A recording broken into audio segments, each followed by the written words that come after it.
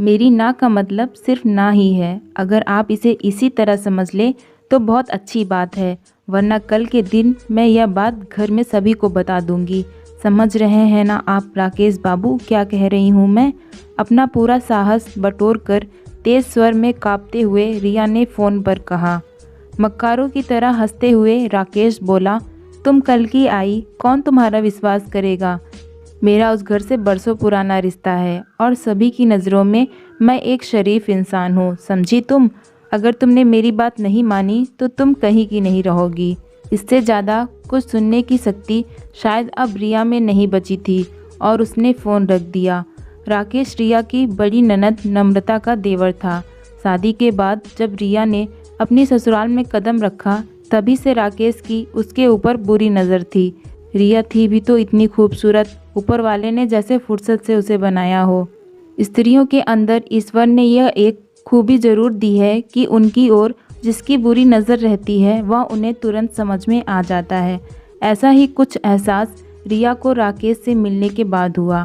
पहले ही दिन जब रिया के पति विशाल ने राकेश से रिया को मिलवाया था तब नमस्कार करने की जगह उसने रिया से हाथ मिलाना ज़्यादा पसंद किया और उसके उस प्रथम स्पर्श से ही रिया के सारे बदन में सिहरन दौड़ गई थी।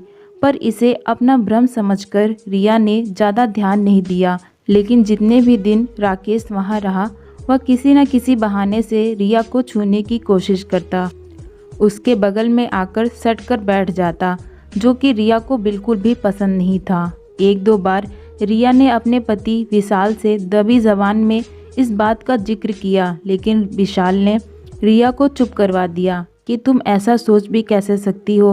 राकेश एक बहुत अच्छा इंसान है, मैं उसको कम से कम 10 वर्षों से जानता हूँ और वह अपने ही घर में ऐसी घटिया हरकत क्यों करेगा? इस तरह की बातें अब तुम ना ही करो तो ज़्यादा उचित है। जब पति का ही ये हाल था तो रिया किससे मदद की गुहार लगाती? बड़ी ननद नम्रता से कुछ कहने का तो वह सोच भी नहीं सकती थी। 2 दिन बाद राकेश वापस अपने शहर चला गया। कुछ दिन ससुराल में रहने के बाद रिया भी विशाल के साथ आ गई। घर में सिर्फ और सिर्फ रिया और विशाल ही थे। रिया के लिए तो सब कुछ नया नया ही था, नया माहौल, नए लोग। रिया विशाल के साथ अपने नए घर में खुश थी। कुछ दिनों के बाद राकेश का फ़ोन रिया के पास आया। शायद उसको पता था कि विशाल के ऑफिस जाने का समय क्या है। बस वह उसी समय रिया को फ़ोन करता और फ़ोन पर बड़े अजीब ढंग से बातें करता था। एक दिन जब रिया ने राकेश भाई साहब कहा तो बड़े ही अजीब लहजे में राकेश ने रिया से बोला, अरे यार तुम मुझे राकेश ही बोला करो, राकेश भाई बोलने की क्या ज़रूरत है? आपसे सीधा तुम पर उतर आना रिया को बहुत ही अजीब लगा और अरे यार बोलना मानो जैसे रिया के कान में पिघले शीशे की तरह उतरता चला गया। आज तो राकेश ने हद ही कर दी। सीधे सीधे बोल रहा था कि रिया जी आप विशाल भाई से खुश तो हैं ना? अगर नहीं तो बंदा आपकी खिदमत में हाजिर है। विशाल एक बहुत सीधा साधा और सरल इंसान था। उसकी तुलना में राकेश अपने आप को बहुत ही स्मार्ट और हैंडसम समझता था। शायद उसको यह गलतफहमी हो गई थी कि रिया जैसी सुंदर सी लड़की के लिए विशाल उसके लायक नहीं है, इसलिए वह हाथ धोकर रिया के पीछे पड़ गया था। जब रिया ने उसको फ़ोन करने के लिए मना किया और कहा कि आइंदा से आप मुझे फ़ोन मत करना, तो बड़ी ढिठाई से हंसते हुए बोला, मैं बहुत अच्छी तरह से लड़कियों की ना का मतलब समझता हूँ। मेरी ना का मतलब ना ही है। लगभग चीखते हुए रिया ने कहा, तुम्हें और कुछ मतलब निकालने की ज़रूरत नहीं। अब तो बात सर के ऊपर से गुजर रही थी। रिया ने भी आज राकेश को कड़े शब्दों में फटकार लगा दी और उसको साफ शब्दों में समझा दिया कि अब तक अगर वह लिहाज कर रही थी तो सिर्फ रिश्तेदारी की वजह से। वह नहीं चाहती थी कि उसकी वजह से रिश्तेदारी टूटे। लेकिन अब जब सामने वाला ही इतनी घटिया हरकत करने पर उतर आया हो तो भला रिया कैसे चुप रह सकती थी? इतने दिनों के व्यवहार से रिया यह तो समझ गई थी कि राकेश उसके सम्मान के खिलाफ कुछ भी गलत कदम उठा सकता है।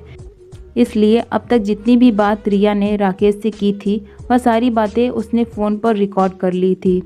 आज जैसे ही विशाल ऑफिस से आया, खाना खाकर आराम करने के लिए कमरे में गया, पीछे पीछे रिया चली आई और उसने पूरी रिकॉर्डिंग विशाल को एक एक करके सुनाई।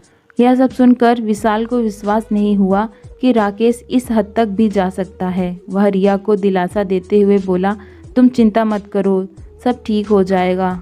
अब इसको मैं देखता हूँ। विशाल ने अपने घर पर माँ सुशीला देवी को फ़ोन करके जब राकेश की हरकत बताई तो क्रोधित होते हुए सुशीला देवी ने कहा कि ताली कभी एक हाथ से नहीं बजती।